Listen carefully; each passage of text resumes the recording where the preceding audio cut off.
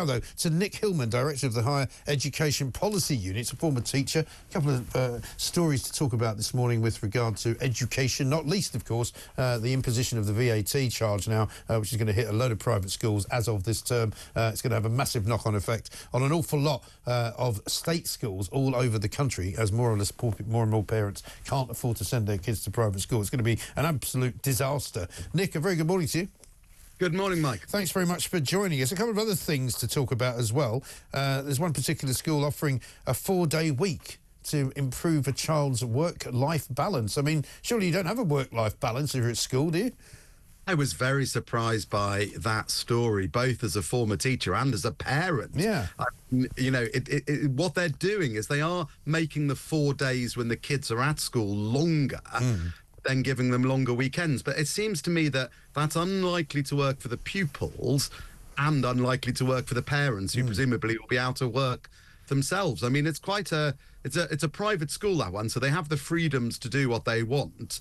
But it'd be very interesting to see if their own parents welcome that change. I'm not sure I would if I was a parent. No, I don't think I would either. But we hear an awful lot of parents now are kind of allowing their kids not to go to school every day because of what happened during COVID, and how, you know, supposedly if you wake up in the morning and you feel anxious, you don't have to go to school. You know, it kind of feeds into this nonsense that you don't have to go to work, you don't have to leave the house, you don't have to really do anything you don't want to do. I mean, it's madness, isn't it?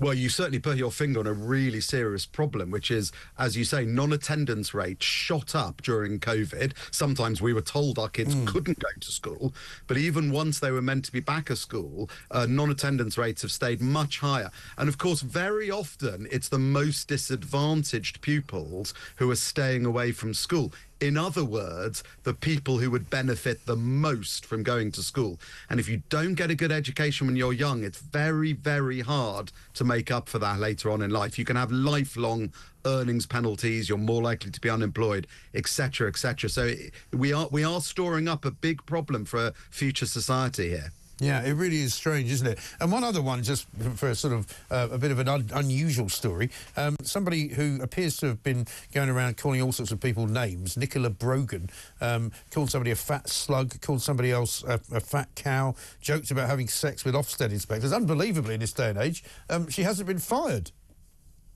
Well, yeah, I mean, there's always been a question of whether you treat teachers with the same sort of professional standards that you treat, say, doctors or lawyers or other professions.